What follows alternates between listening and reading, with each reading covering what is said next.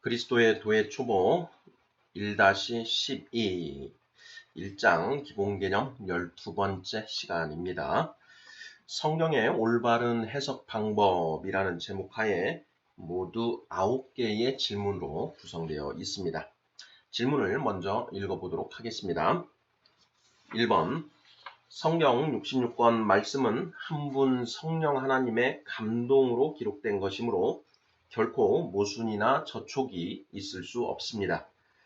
성경 66권 말씀 중에 서로 충돌하는 것처럼 보이는 말씀들이 있는 경우 어떻게 이해하여야 하나요? 2번, 이 말씀들은 서로 충돌하는 것일까요? 서로 보완하는 것일까요? 3번, 성경의 일부 말씀들을 배제하는 교리는 잘된 교리일까요? 잘못된 교리일까요? 4번, 성경 66권 안에 우리의 구원에 필요한 내용이 전부 기록되어 있을까요? 빠진 부분도 있을까요? 5번, 성경이 우리의 구원에 필요한 모든 답을 제시하고 있음에도 불구하고 우리가 구원과 관련된 질문에 대한 답을 모르고 있다면 그 이유가 무엇일까요? 6번, 고린도전서 4장 6절은 기록된 말씀 밖으로 넘어가지 말라고 합니다. 그 이유가 무엇인가요? 7번, 진리는 시골 촌부가 들어도 또는 어린아이가 들어도 고개가 끄덕여지는 것입니다.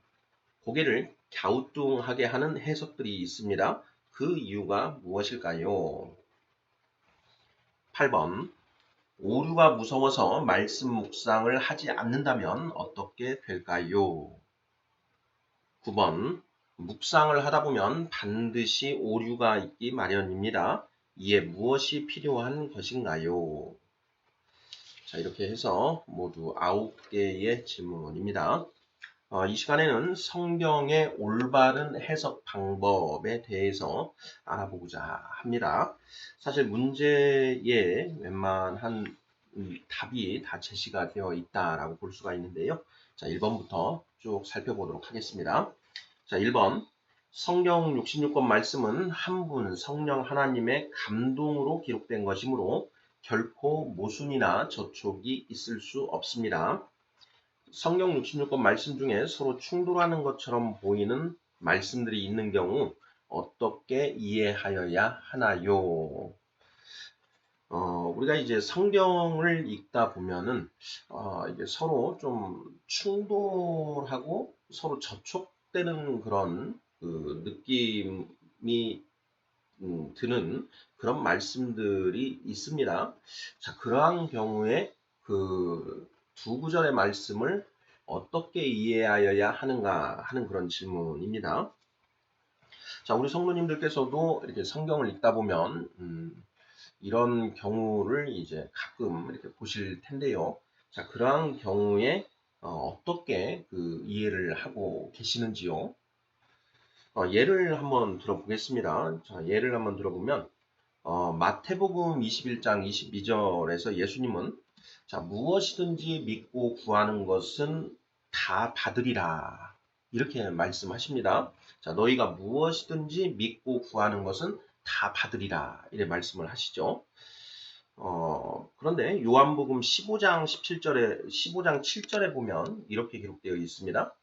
자, 너희가 내 안에 거하고 내 말이 너희 안에 거하면 무엇이든지 원하는 대로 구하라. 그리하면 이루리라. 이렇게 또 되어 있습니다. 무엇이든지 믿고 구하는 것은 다 받으리라. 라는 이 말씀하고, 자, 무엇이든지 원하는 대로 구하라. 그리하면 이루리라. 이 부분은 거의 뭐 비슷한 그런 표현으로 보여지잖아요. 자, 그런데 마태복음 21장 22절 말씀에는 다른 조건이 없습니다. 그냥 무엇이든지 믿고 구하면 받을 것이다. 이렇게 말씀하셨는데 요한복음 15장 7절에서는 조건이 붙습니다. 너희가 내 안에 거하고 내 말이 너희 안에 거하면 이렇게 되어 있죠. 자, 어떻게 보면은 서로 충돌된다라고도 볼 수 있습니다.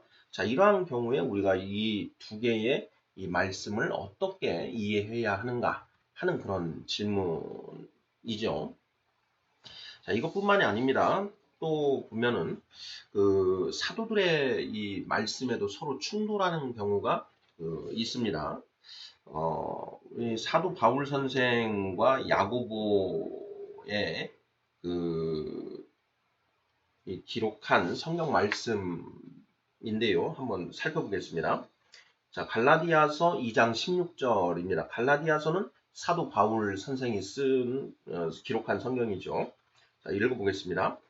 사람이 의롭게 되는 것은 율법의 행위로 말미암음이 아니요 오직 그리스도를 믿는 믿음으로 말미암는 줄 알므로 우리도 그리스도 예수를 믿나니 이는 우리가 율법의 행위로서가 아니고 그리스도를 믿음으로써 의롭다함을 얻으려 함이라.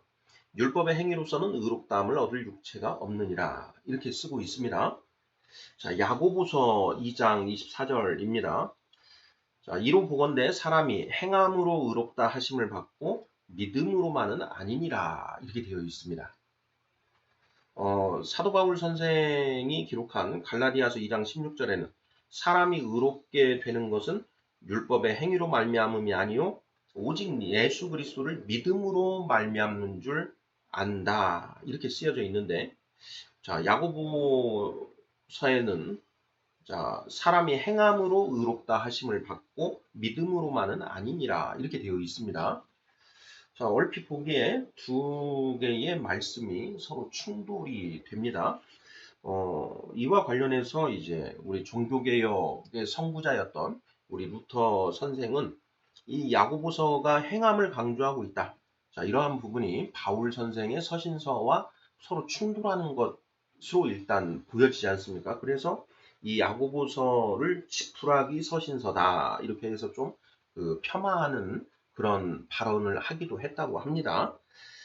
자, 이렇게 성경 66권 말씀은 한 분 성령 하나님의 감동으로 기록된 것이기 때문에 전체가 일관되고 그 안에 한 점 모순, 저촉, 오류가 있을 수 없는 것이다. 이렇게 우리가 이제 배우고 있는데 이렇게 이름 보기에 서로 충돌하는 것처럼 보이는 경우 우리가 성경을 어떻게 해석하여야 하는가 하는 자, 이런 질문인 것이죠. 자, 이 문제에 대한 기본 관점이 정확하지 않으면 말씀을 온전히 이해할 수가 없습니다. 자, 일단은 이 문제의 첫 번째 문장이 대전제가 됩니다. 자, 성경 66권 말씀은 한 분 성령 하나님의 감동으로 기록된 것이다. 그래서 그 안에 결코 모순이나 저촉이 있을 수 없다라고 하는 것. 이것을 우리가 대전제로 해서 이 성경을 이해할 때 그 성경이 올바로 이해될 수 있는 것이죠. 그 안에 서로 충돌하는 말씀은 전혀 존재할 수 없다.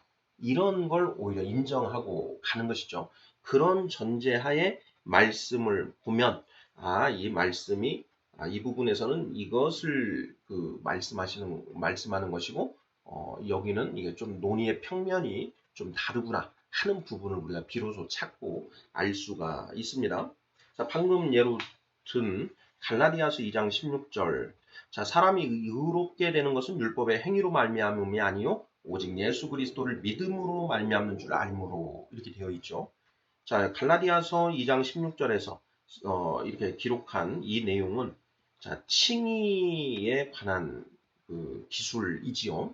우리가 칭의, 의롭다 하심을 받는 것, 그 칭의는 오직 믿음으로 된다. 그래서 우리가 이신칭의 또는 이신득이라고 하는 이제 그런 교리를 알고 있지 않습니까? 자, 그래서 갈라디아서 2장 16절에 기록된 내용은 이건 칭의에 관한 내용이다라는 것을 알 수가 있고요. 자, 야고보서 2장 24절 이로 보건대 사람이 행함으로 의롭다 하심을 받고 믿음으로만은 아니니라 이렇게 되어 있는데 자, 여기에서의 의롭다 하심은 이제 성화와 관련된 표현이다라는 것을 또 알 수가 있습니다. 이미 믿고 의롭다 하심을 받은 자. 자, 그러면 이 칭의가 이미 이루어진 사람은 칭의 끝 성령을 받고 성화가 시작된다. 이렇게 우리가 살펴보았지 않습니까? 자, 그러면 지금 이 야고보서 2장 24절 이 말씀은 자, 이미 칭의를 이루고 그리고 성령을 받은 그 성도들에게 주는 그런 말씀, 즉 성화와 관련된 말씀이다. 이것을 우리가 알 수가 있습니다. 그래서 갈라디아서 이 2장 16절 말씀과 야고보서 2장 24절 말씀은 전혀 충돌하는 말씀이 아니다. 이것을 우리가 알 수가 있는 것이고요. 그리고 마태복음 21장 22절 무엇이든지 믿고 구하는 것은 다 받으리라. 이렇게 기록이 되어 있고 자, 요한복음 15장 7절에는 너희가 내 안에 거하고 내 말이 너희 안에 거하면 무엇이든지 원하는 대로 구하라. 그리하면 이루리라. 라고 해서 조금 더 명확하게 말씀이 쓰여져 있다라는 것이죠. 자, 그러면 이 두 개의 이 구절에서 요한복음 15장 7절이 더 엄격한 요건을 기록하고 있다는 것은 그 요한복음 15장 7절의 그 가중된 요건까지를 모두 다 우리가 이루어야 한다라는 것을 우리가 알 수 있다라는 것이죠. 이게 서로 충돌이 돼서 안 맞는 것이 아니라 요한복음 15장 7절이 더 자세하게 기술을 하고 있다 하는 것을 우리가 이해를 할 수 있다 하는 것이죠. 네, 1번 문제. 자, 성경 66권 말씀 중에 서로 충돌하는 것처럼 보이는 말씀들이 있는 경우 어떻게 이해하여야 하는가? 자, 성경 66권 말씀은 한 분 성령 하나님의 감동으로 기록된 것이므로 결코 모순이나 저촉이 있을 수 없다라는 그 전제하에 말씀을 이해하면 된다. 이렇게 우리가 답을 해보면 맞지 않을까 싶습니다. 자, 2번 문제입니다. 자, 이 말씀들은 서로 충돌하는 것일까요? 서로 보완하는 것일까요? 자, 정답은 보완이죠. 보완. 그래서 예를 들어서 우리가 구원의 조건에 A와 B라고 하는 그런 요건 두 가지가 모두 필요하다. 자, 라고 했을 때, 자, 어떤 성경 구절에서는 A에 대해서만 기술하고 있고, 또 어떤 성경 구절에서는 그 조건 B에 대해서만 기술하고 있고, 또 어떤 성경 말씀은 조건 A와 B에 대해서 모두 기술하고 있을 때, 자, 조건 A만 기술한 것, 조건 B만 기술한 것은 그 A, B 모두를 기술한 말씀과 서로 모순되는 것인가? 결코 그렇지 않다라는 것이죠. A만 기록되어 있는 그 말씀은 조건 A에 대해서 기록한 말씀이고 또 B에 대해서 기록한 말씀은 조건 B에 대해서만 기록한 말씀이다. 자, 그리고 A, B 모두 기록한 말씀은 그걸 모두 총괄해서 기록된 그런 말씀이다. 결국은 그 구원에 필요한 조건은 A, B 모두 충족이 되어야 한다라는 그런 결론을 얻을 수 있다라는 것이죠. 여기는 A를 말하고 여기는 B를 말하니까 이건 서로 충돌돼서 둘 다 신뢰할 수 없는, 믿을 수 없는 말씀이다. 이렇게 이해를 하면 안 된다라는 것이죠. 자, 말씀들이 서로 이름 충돌하는 것처럼 보일 때 이 말씀들은 서로 충돌하는 것이 아니라 서로 보완하는 것이다. 그래서 그 요건들을 우리가 엄격하게 다 모두 충족시키는 쪽으로 우리가 그 해석을 하는 것이 맞지 않을까 이렇게 말씀을 드리는 것입니다. 자, 3번 문제 보겠습니다. 성경의 일부 말씀들을 배제하는 교리는 잘된 교리일까요? 잘못된 교리일까요? 자, 당연히 잘못된 교리이죠. 자, 교리라고 하는 것은 성경 66권 말씀 속에서 이것 이제 축출된 하나의 그 원리라고 할 수가 있습니다. 그 원리는 그 원리가 옳다라고 하려면 이 성경 66권 말씀을 모두 포섭하고 있어야만 그 교리가 올바른 교리라고 할 수 있는 것이죠. 다만 우리 인간이 그 완전하지 못한 그런 존재이고 또 완전히 말씀을 이해하지 못하다 보니까 어떤 교리가 완전하지 못한 경우들이 있을 수 있습니다. 이제 그런 부분을 기록하고 있는 말씀이 자, 고린도전서 13장 후반부 고린도전서 13장은 이제 사랑장이죠. 이 사랑장의 8절부터 한번 보겠습니다. 8, 9, 10절. 자, 사랑은 언제까지나 떨어지지 아니하되 예언도 패하고 방언도 그치고 지식도 패하리라. 9절. 우리는 부분적으로 알고 부분적으로 예언하니. 10절. 온전한 것이 올 때에는 부분적으로 하던 것이 패하리라. 이렇게 되어 있습니다. 우리가 비록 성령을 우리가 받았고 그 성령님의 조명하심으로 이 하나님의 말씀을 이제 이해할 수 있는 그런 가능성이 이제 우리에게 주어져 있지만 우리 자체가 이렇게 부족한 측면이 있고 또 그 말씀을 완전히 이렇게 이해하지 못하는 그런 경우에 이 부분적으로 알고 부분적으로 예언할 수밖에 없는 그런 상태에 있는 경우들이 많지요. 자, 그러다 보니 우리가 이제 이 말씀들을 종합해서 어떤 교리를 이렇게 추출해 내는데 그 교리가 성경의 일부 말씀을 포섭하지 못하는 경우들도 있다라는 것입니다. 제가 봤을 때에는 지금 현재 우리 한국 교회에 이제 장로교회와 그리고 감리교회, 장로교회는 이제 칼뱅의 이제 그 교리들을 따르고 있죠. 칼비니스트. 그리고 감리교회는 웨슬리안의 교리를 따라가고 있습니다. 그런데 이제 이 감리교의 웨슬리안은 알미니안이즘, 알미니안의 그 전통을 좀 따르고 있죠. 그런데 이 칼비니스트와 이 알미니안들이 이제 주로 취하고 있는 그 성경 말씀들이 있는데, 그 교리가 성경 66권에 기록된 모든 말씀들을 완전히 포섭하고 있지는 못하다라는 것입니다. 그래서 그 교리들이 완전한 그런 교리라고 볼 수는 없지 않느냐. 예, 바로 이 고린도전서 이 13장. 자, 우리는 부분적으로 알고 부분적으로 예언한다라고 하는 이 성경 말씀이 그러한 그 정통 교단의 그런 교리에서도 이렇게 드러나고 있는 것 아닌가 하는 그런 생각이 듭니다. 자, 어찌 되었건 자, 성경의 일부 말씀들을 배제하는 교리는 잘된 교리일까요? 잘못된 교리일까요? 자, 잘못된 교리일 가능성이 높다. 저는 이렇게 생각을 하고요. 자, 잘못된 교리가 아닐지라도 자, 불완전한 교리일 가능성이 높다. 자, 성경 말씀을 전부 포섭하고 있지 못하다면 자, 불완전한 교리이다라는 것. 저는 이렇게 답을 해 봤습니다. 자, 잘못된 교리일 가능성도 있고 또는 잘못되지는 않았다고 하더라도 불완전한 교리일 가능성이 있다. 우리가 이제 이 성경 말씀, 주어진 성경 말씀은 66권인데 이 성경 66권 말씀을 두고 논쟁들이 이렇게 계속 벌어집니다. 자, 그 이유가 무엇인가?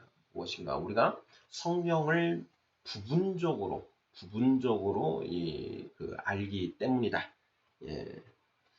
10절에 보면 온전한 것이 올 때에는 부분적으로 하던 것이 패하리라 이렇게 되어 있습니다. 자, 그리고 11절을 보면은요. 자, 내가 어렸을 때에는 말하는 것이 어린아이와 같고 깨닫는 것이 어린아이와 같고 생각하는 것이 어린아이와 같다가 장성한 사람이 되어서는 어린아이의 일을 버렸노라. 이렇게 바울 선생이 기록하고 있습니다. 자, 여기에 어린아이와 장성한 사람 이것은 자, 영적인 어린아이 장성한 자를 말하는 것인가요? 자, 육적으로 어린아이 장성한 자를 말하는 것인가요? 자, 사도 바울은 이미 육적으로는 어른이 된 상태에서 예수 그리스도를 믿었지요.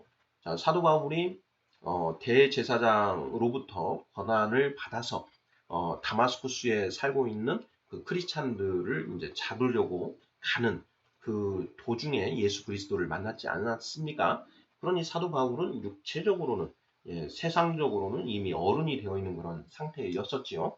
자, 그런 사도 바울이 자기가 어린아이였을 때가 있고 그리고 장성한 사람이 되었을 때를 말하고 있습니다. 자, 이것은 당연히 육적인 것이 아니라 영적인 것이다. 이렇게 생각해 볼 수가 있는 것이죠. 자, 그런데 그렇게 기술한 사도 바울 선생이 내가 어렸을 때에는 말하는 것이나 깨닫는 것이나 생각하는 것이 어린아이와 같았다. 자, 그러다가 내가 영적으로 장성한 사람이 되어서는 그런 어린 아이의 일들을 버렸다. 이렇게 기술을 하고 있습니다.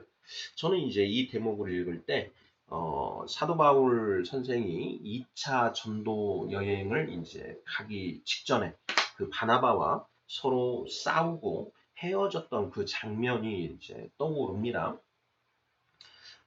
그때 당시에 사도 바울 선생이 영적으로 어린아이 상태였다. 그래서 내가 바나바와 싸우고 이렇게 헤어지기도 하고 그랬었다.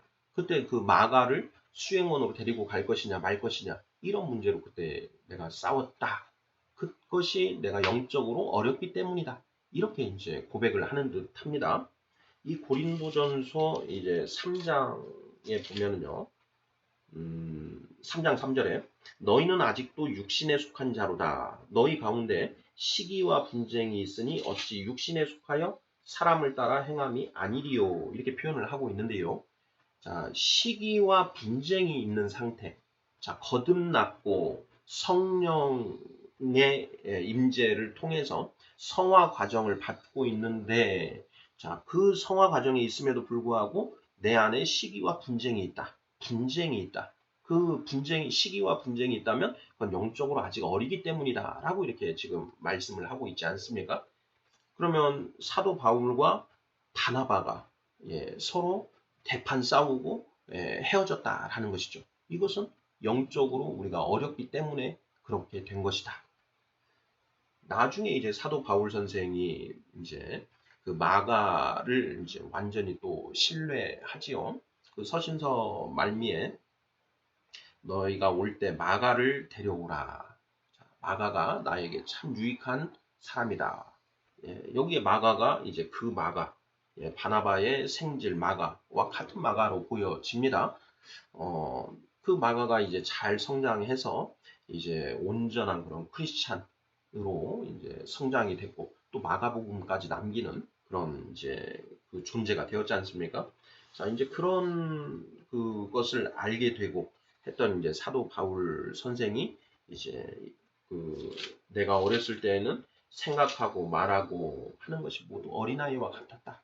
이렇게 고백을 하고 있는 것 아닌가. 이렇게 보여집니다.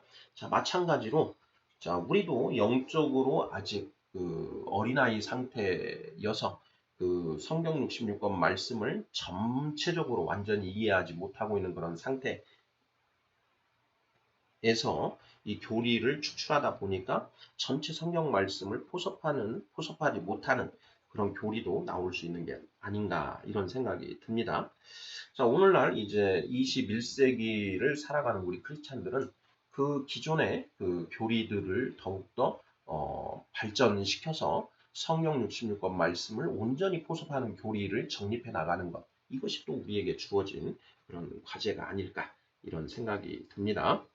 실제로 이제 그 감리교회나 그리고 장로교회의 그 어른들 상당히 영적으로 이제 완숙해지신 분들은 서로를 정통으로 완전히 그 인정하고 서로 협력하고 있지 않습니까? 자, 그 이유가 무엇인가? 비록 우리가 가지고 있는 교리는 완전하지 못하지만 그 교리가 성경적이다. 라고 하는 부분, 이러한 것들을 인정하고 나아가기 때문이다. 라는 것이죠. 자, 그러한 부분을 우리가 깊이 생각해 봐야겠습니다. 다음 문제 4번입니다. 성경 66권 안에 우리의 구원에 필요한 내용이 전부 기록되어 있을까요? 빠진 부분도 있을까요? 하는 질문입니다. 자, 우리 성도님들께서는 어떻게 답하시겠는지요? 저는 전부 기록되어 있다. 이렇게 저는 답하고 싶습니다. 성경 66권 하나님은 우리를 긍휼하게 여기시고 자, 우리에게 구원의 길을 열어주시고 계십니다. 자, 그런 하나님은 우리가 거룩한 존재가 되기를 목적하고 계시지요. 자, 그러면 그러한 목적을 가지고 계신 하나님이 자, 우리가 거룩해지는데 필요한 모든 것을 주시는 것은 당연하다라는 것입니다. 자, 우리가 거룩해지는 것은 우리 힘에 의해서 이루어지는 것이 아니라 하나님께서 우리에게 주신 말씀과 그 성령에 의해서 비로소 가능한 일이지 않습니까? 그러면 그 성령님의 조명하심 속에 우리에게 주신 성경 66권 그 그 말씀 속에 우리의 구원에 필요한 내용은 전부 기록되어 있는 것이 마땅하다라는 것입니다. 저는 이렇게 믿고 있고요. 그러한 믿음을 가지고 성경을 정말 샅샅이 뒤져보면 어떤 질문이든지 반드시 그 안에 답이 있더라라는 것을 체험하고 있습니다. 문제 4번. 성경 66권 안에 우리의 구원에 필요한 내용이 전부 기록되어 있을까요? 빠진 부분도 있을까요? 전부 기록되어 있다.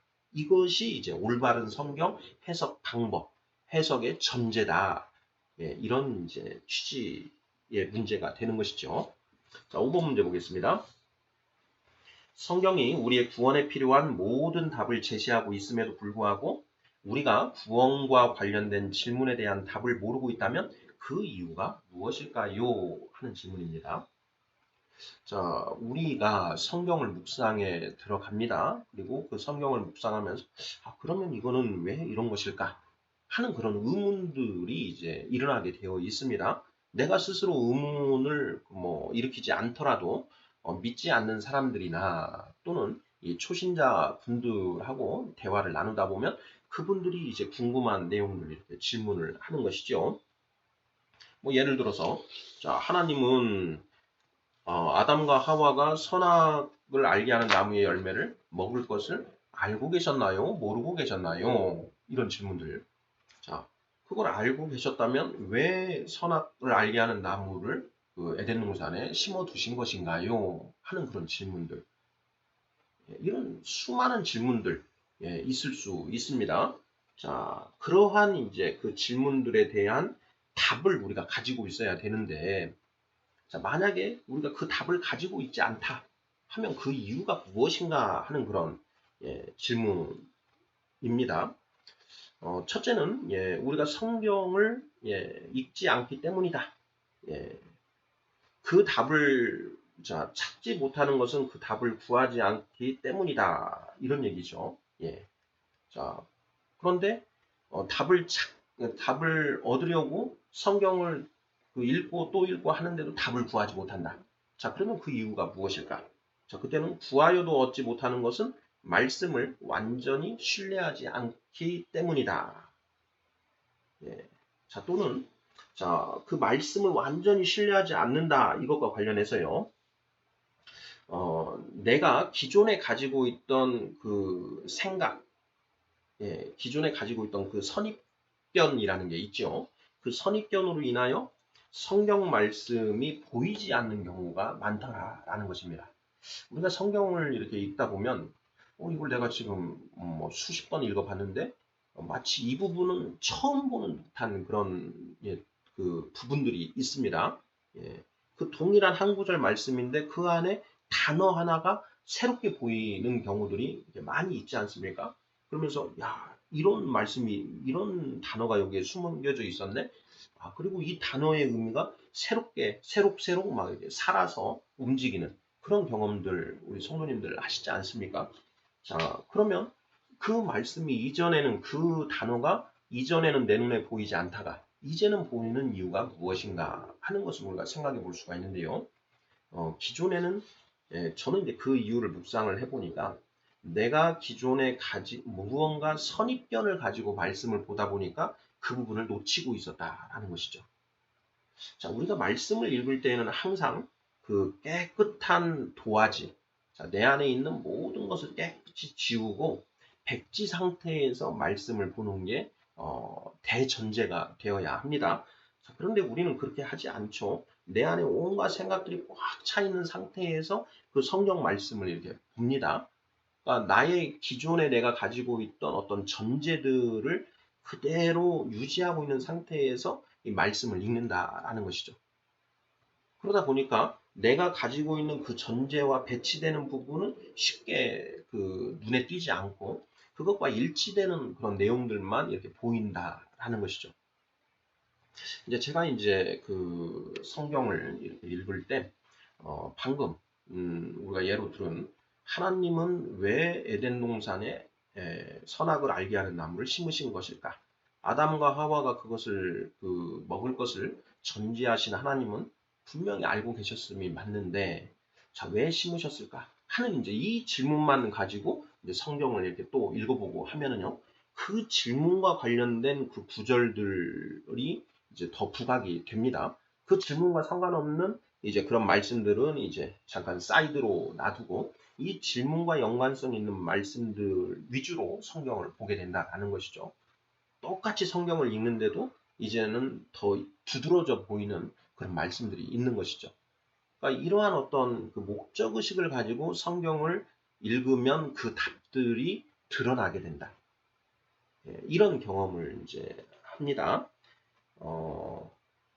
자, 성경이 우리의 구원에 필요한 모든 답을 제시하고 있음에도 불구하고 우리가 구원과 관련된 질문에 대한 답을 모르고 있다면 그 이유가 무엇일까요? 자, 첫째는 그 답을 구하지 않기 때문이다. 자, 둘째는 자, 답을 구하여도 그 완전히 말씀을 신뢰하지 않기 때문이다. 히브리서 4장 2절에 이런 말씀이 있죠. 자, 그들과 같이 우리도 복음 전함을 받은 자이나 들은 바 그 말씀이 그들에게 유익하지 못한 것은 듣는 자가 믿음과 결부시키지 아니함이라 이렇게 되어 있습니다.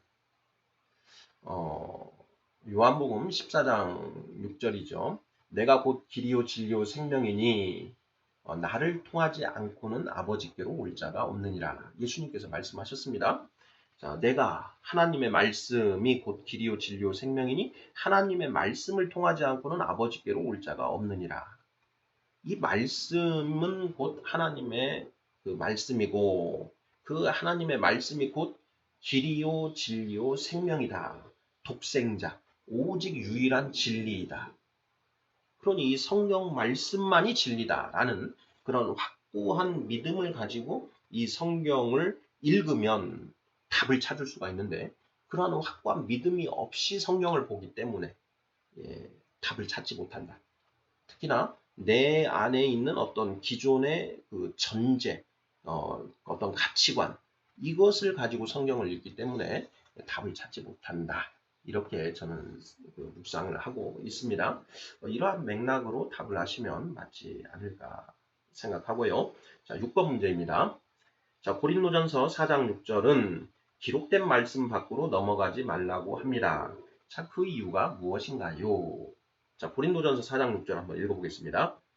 형제들아, 내가 너희를 위하여 이 일에 아볼로를 들어서 본을 보였으니 이는 너희로 하여금 기록된 말씀 밖으로 넘어가지 말라 한 것을 우리에게서 배워 서로 대적하여 교만한 마음을 가지지 말게 하려 함이라 라고 이렇게 되어 있습니다.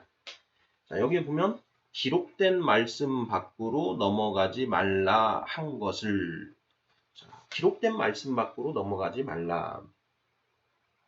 자, 기록된 말씀 밖으로 이렇게 넘어가면 서로 대적하여 교만한 마음을 가지게 된다. 이런 이제 그 결과가 생겨나는 것이고요. 자, 그런 결과가 초래되기 때문에 기록된 말씀 밖으로 넘어가지 말라. 이렇게 답을 할 수도 있고요. 자, 여기에서 조금 더 생각을 해봤습니다. 왜 기록된 말씀 밖으로 넘어가서는 안 되는가? 자, 유한하고 불완전한 존재인 인간은 자, 하나님이 가르쳐 주시지 않은 부분에 대해서 결코 완전한 진리를 찾아낼 수 없고 이를 논중할 수도 없다. 맞지요? 하나님은 전지하십니다. 그리고 영원하신 존재이시기 때문에 모든 것을 알고 계시고 그것이 왜 그런지도 정확하게 알고 계시지요. 자, 반면에 우리 인간은 끽해봐야 100년 정도 이 땅에 사는 것이고요. 우리가 볼 수 있는 세상은 내 주변의 그 한정된 세상에 불과합니다. 우리 인류가 수천 년 동안 그 발견한 그 과학 지식, 기타 지식이 아무리 많다라고 해도 그 우리 하나님이 창조하신 이 세상 전부에 비춰보면은 10%도 안 되지 않을까 이런 생각이 듭니다. 그러면 이 피조 세계 전체에 불과 10%도 모르고 있는 인간이 무언가에 대해서 명확한 완전한 답을 제시할 수 있는가? 없다라는 것이죠. 없습니다. 자, 그래서 우리가 그 성경에 기록된 말씀, 그 66권 기록된 말씀 외에 밖으로는 넘어가지 말자라는 것이죠. 그 성경 외에 상당히 이제 그 전승들이 있을 수 있습니다.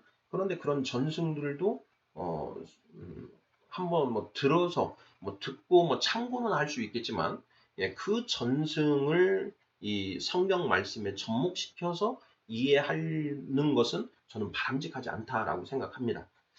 이미 우리가 4번 문제에서 본 것처럼 성경 66권 안에 우리의 구원에 필요한 내용이 전부 기록되어 있다라는 그 믿음을 가지고 이 성경만 보고 그 성경 말씀을 이제 올바르게 논리적으로 이 추론하고 그 안에서 이제 유추를 하는 그 정도만으로 그쳐야지, 성경에 전혀 기록되지 않은 내용들을 이렇게 끼워서 설명을 하는 것, 이런 것은 바람직하지 않다. 이런 생각이 듭니다. 자, 고린도전서 4장 6절은 기록된 말씀 밖으로 넘어가지 말라고 합니다. 그 이유가 무엇인가요? 자, 유한하고 불완전한 존재인 인간은 하나님이 가르쳐 주시지 않은 부분에 대해 결코 완전한 진리를 찾아낼 수 없고, 또한 이를 논증할 수도 없기 때문에 기록된 말씀 밖으로 넘어가서는 안 된다. 저는 이렇게 답을 해보았습니다. 자, 7번 문제입니다. 자, 진리는 시골 촌부가 들어도 또는 어린아이가 들어도 고개가 끄덕여지는 것입니다. 고개를 갸우뚱하게 하는 해석들이 있습니다. 그 이유가 무엇일까요? 하는 그런 질문입니다. 우리가 이제 예수 그리스도를 믿고 하나님을 믿고 이렇게 나아가는 그런 그 사람인데,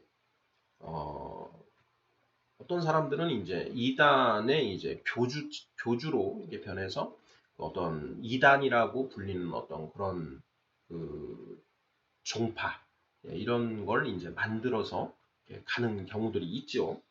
그런데 이제 그들을 이제 그 이단이라고 이렇게 이제 지목하는 이유가 무엇인가? 그것은 이제 그들이 주장하는 내용이 우리가 논리적으로 합리적으로 생각해 봤을 때 성경 66권에 기록된 말씀과 부합하지 않기 때문에 이제 이단이다 이렇게 얘기를 하지 않습니까?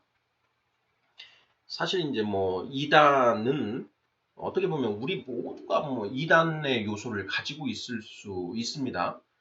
내가 그 성경 66권에 기록된 말씀과 그 말씀을 잘못 해석하고 있다. 우리가 크고 작은 그런 오류들을 가지고 있지 않습니까? 그런 부분들이 다 이단적 요소들이라는 것이죠. 제가 드리는 어떤 저의 묵상 중에도 하나님의 그 본지에 뭐 어긋나는 부분이 있을 수 있습니다. 자, 그러한 부분은 이제 이단적 요소가 있는 것이지요. 그런데 이런 이단적 요소가 없는 사람은 없습니다.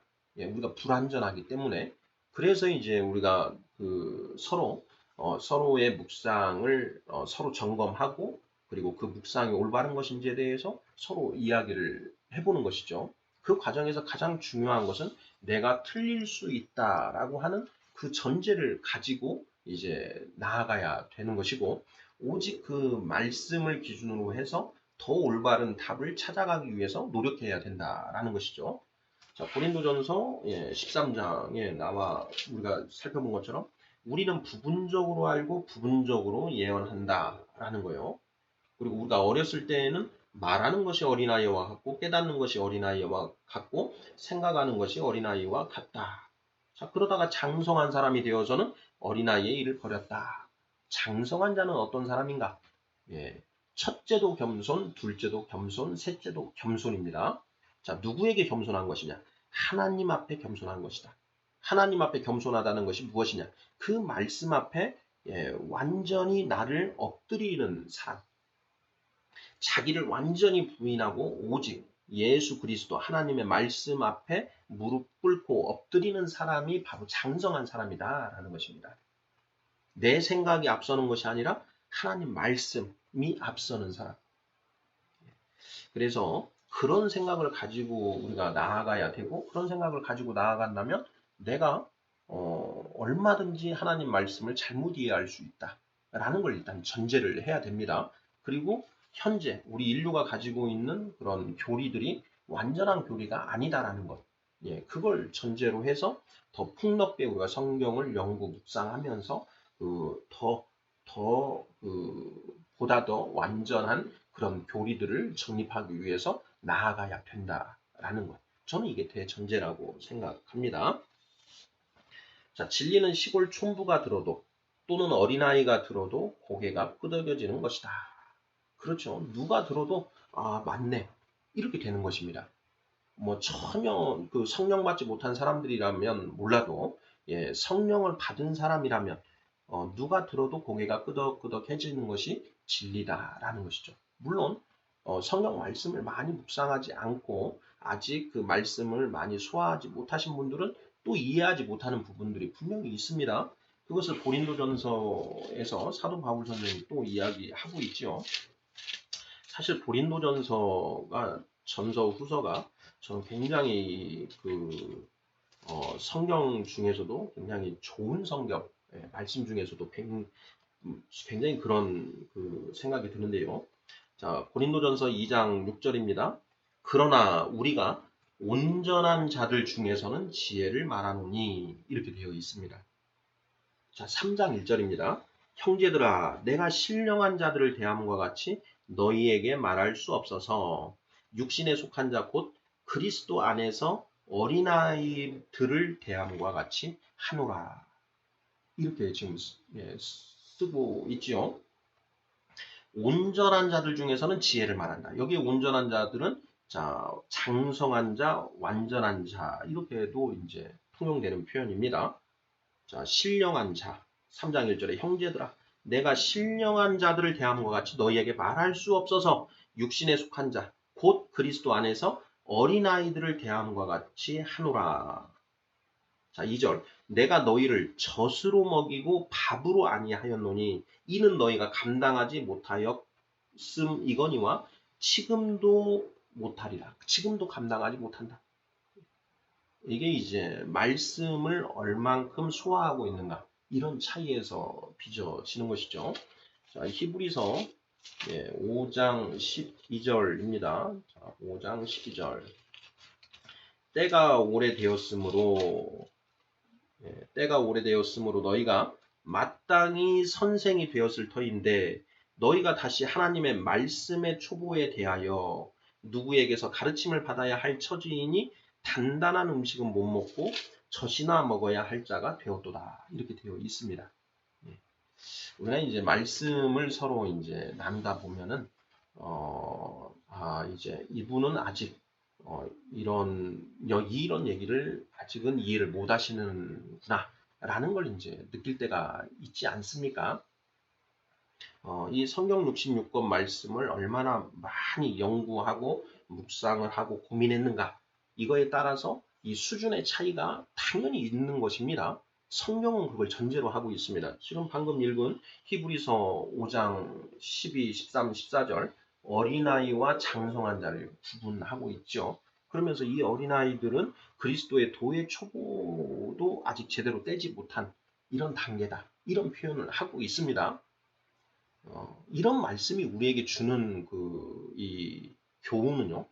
우리가 정말 말씀을 열심히 읽고 묵상하고 말씀에 목숨을 걸고 나아감으로써 너희가 빨리 장성한 자, 우리가 빨리 장성한 자가 되어야 한다. 이런 교훈을 주는 것이지 너희 안에 수준 차이가 있다. 이런 걸 강조하는 게 절대 아니지 않습니까? 자, 그래서 자, 진리는 시골 촌부가 들어도 또는 어린아이가 들어도 고개가 끄덕여지는 것이다. 예, 말씀에 기초를 하고 있으면 누구나 수긍이 되는 것입니다. 예. 자, 그런데 고개를 갸우뚱하게 하는 해석들이 있다. 그 이유가 무엇인가? 자, 베드로후서 3장 16절, 계시록 22장 18, 19절을 이제 그 참고 말씀으로 제시를 했는데요. 읽어보겠습니다. 베드로후서 3장 16절. 또 그 모든 편지에도 이런 일에 관하여 말하였으되 그 중에 알기 어려운 것이 더러 있으니 무식한 자들과 굳세지 못한 자들이 다른 성경과 같이 그것도 억지로 풀다가 스스로 멸망에 이르느니라 이렇게 되어 있습니다. 자, 베드로후서 3장 16절입니다. 말씀 중에 어려운 것이 있다, 알기 어려운 것이 있다. 이것이 이제 단단한 음식에 해당되는 것이죠. 자, 그런데 그 단단한 음식에 해당되는 그 말씀들을 자, 무식한 자들과 굳세지 못한 자들이 다른 성경과 같이 그것도 억지로 풀다가 스스로 멸망에 이르느니라. 이렇게 베드로 사도는 쓰고 있고요. 자, 요한계시록 22장 18, 19절입니다. 내가 이 두루마리의 예언의 말씀을 듣는 모든 사람에게 증언하노니 만일 누구든지 이것들 외에 더하면 하나님이 이 두루마리에 기록된 재앙들을 그에게 더하실 것이요. 만일 누구든지 이 두루마리의 예언의 말씀에서 제하여 버리면 하나님이 그 두루마리에 기록된 생명나무와 및 거룩한 성의 참여함을 제하여 버리시리라 이렇게 되어 있습니다. 자, 여기에 말씀을 더하거나 빼지 말라라는 그런 내용이죠. 자, 베드로서에도 같은 취지의 말씀이 있죠. 말씀에 더하거나 빼지 말라. 예. 그 주어진 말씀, 우리에게는 이제 성경 66권이 주어져 있지 않습니까? 그 성경 66권에 기록된 그 말씀으로도 충분히 우리가 진리를 알아낼 수 있다. 그래서 그 말씀에 더하거나 빼지 마라. 예. 더해서도 안 되고 빼서도 안 된다라는 것입니다. 이 빼서 3번 문제였죠. 성경의 일부 말씀들을 배제하는 교리는 잘된 교리일까요? 잘못된 교리일까요? 여기에 배제하는 이런 표현을 썼는데 배제하는 것을 좀 바꿔서 자, 성경의 일부 말씀들을 포섭하지 못하는 교리는 잘된 교리일까요? 잘못된 교리일까요? 이렇게 바꿔도 동일한 취지입니다. 이 말씀들을 모두 포섭하고 있는 그런 교리가 되려면 성경 말씀에 기록된 말씀, 예언의 말씀에서 제하면 안 된다라는 것이죠. 예. 왜 고개를 갸우뚱하게 하는 해석들이 있다. 그 이유가 무엇이냐? 자, 말씀을 일부 배제하거나 말씀 외에 다른 것을 추가하였기 때문에 또는 억지로 풀기 때문에 자, 억지로 푼다. 논리의 왜곡, 비약 또는 잘못된 논증이 존재한다라는 것이죠. 자, 우리가 얼마든지 이런 것을 할 수가 있습니다. 그래서 우리가 그 말씀을 서로 나누고 나의 묵상을 누군가에게 이야기를 하고 그분들로부터 이제 잘못된 부분에 대한 이제 그런 의견을 들음으로써 그런 오류들을 이렇게 교정할 수가 있고 나아가서 그 묵상을 더 발전시킬 수 있다라는 것입니다. 가장 위험한 것은 자기 혼자 묵상하고 그것을 자기만 가지고 그게 옳은 것으로 붙들고 나아가는 경우 이것이 가장 무서운 것입니다. 우리 원죄를 가지고 있는 우리 타락한 인간의 속성 중에 하나가 그 원죄로부터 탐욕, 욕심이 나오고 분노가 나오고 무지가 나온다고 했지 않습니까? 자, 왜 무지가 나오느냐? 자, 스스로 옳고 그름을 판단하는 사람은 자기만 옳다라고 생각을 합니다. 자, 자기만 옳다라고 생각하다 보니까 다른 사람의 그 말을 들으려고 하지 않는 것이죠. 자, 다른 사람의 말을 듣지 않는 사람은 점점 지혜로워질까요? 점점 어리석어질까요? 정답은 점점 어리석어진다라는 것이죠. 그래서 우리가 성경 말씀을 읽고 이제 그것을 혼자 묵상하고 그걸 자기가 묵상한 걸 절대 진리처럼 붙들고 있으면 우리가 완전하지 못하기 때문에 삼천포로 빠지게 되어 있다라는 것입니다. 그것을 교정하는 최고 좋은 방법이 무엇이냐? 바로 성도 간의 교제다라는 것입니다. 서로가 묵상한 것을 이야기하고 이 묵상이 서로 맞는지 그른지를 서로 이야기를 해보는 것이죠. 서로의 묵상을 비교해 봄으로써. 그래서 우리가 믿음의 선진들, 믿음의 우리가 대가라고 불리는 그런 선진들의 경건 서적들, 그것들을 읽어볼 필요가 굉장히 있습니다.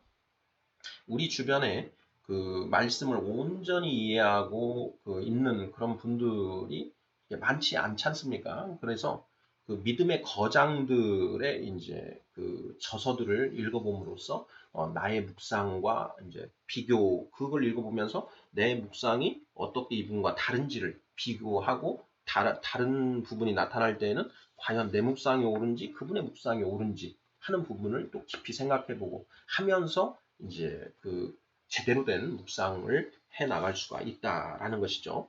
바로 그것이 이제 그 경건 서적을 읽어야 하는 이유다라는 것입니다. 자, 고개를 갸우뚱하게 하는 해석들이 있다. 그 이유가 무엇인가? 자, 억지로 풀기 때문에 논리의 왜곡, 비약, 잘못된 논증이 있다. 자, 그리고 말씀을 일부 배제하거나 말씀 외에 다른 것을 추가하여 해석하고 있기 때문에 갸우뚱해진다라는 것이죠. 그래서 성경 해석을 할 때 억지로 풀면 안 된다. 그리고 말씀을 모두 성경 66권 말씀만 가지고 그것을 모두 포섭하는 그런 묵상을 해야 된다. 이런 교훈을 얻을 수가 있지 않을까 싶습니다. 8번입니다. 오류가 무서워서 말씀 묵상을 하지 않는다면 어떻게 될까요? 자, 오류가 있을 수밖에 없다라는 건 이걸 우리가 인정해야 됩니다. 성령님께서 나를 조명해주고 계시기 때문에 나는 결코 오류 없는 묵상만을 한다. 이것이 교만입니다. 그러는 것이 어렵다. 왜 그러느냐? 우리 안에 세상의 누룩이 쩔어 있기 때문에 그러한 어떤 잘못된 선입견, 잘못된 전제를 가지고 말씀을 이렇게 본다라는 것이죠.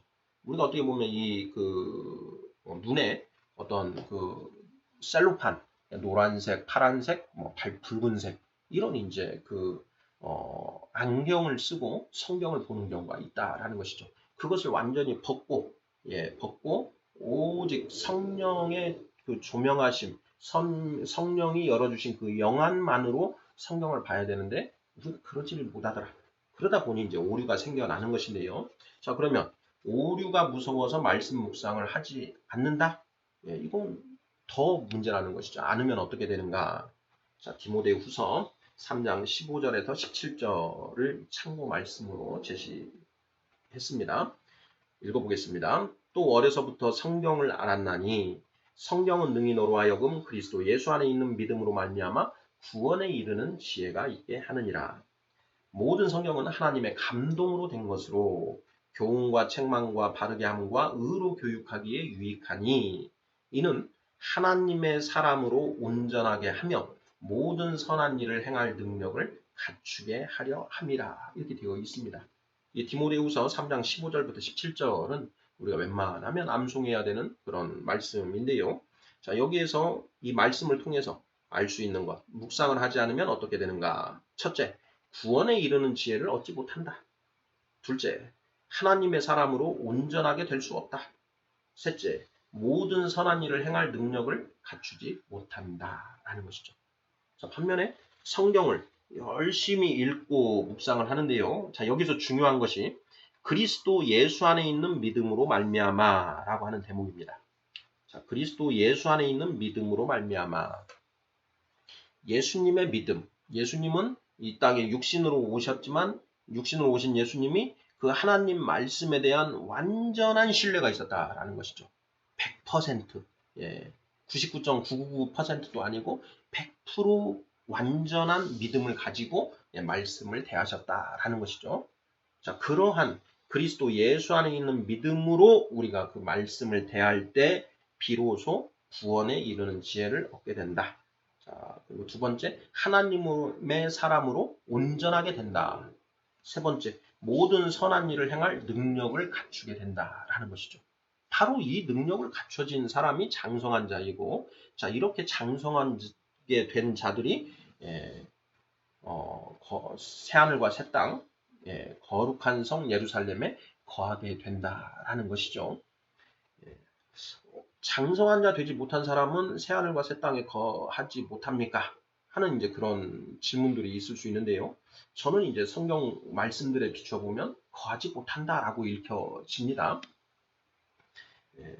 자, 이런 부분들이 이제 우리가 서로 같이 의논해보고 토론해봐야 되는 하는 이제 그런 부분들인 것이죠. 자, 마지막 9번 질문입니다. 자, 묵상을 하다 보면 반드시 오류가 있기 마련입니다. 이에 무엇이 필요한 것인가요?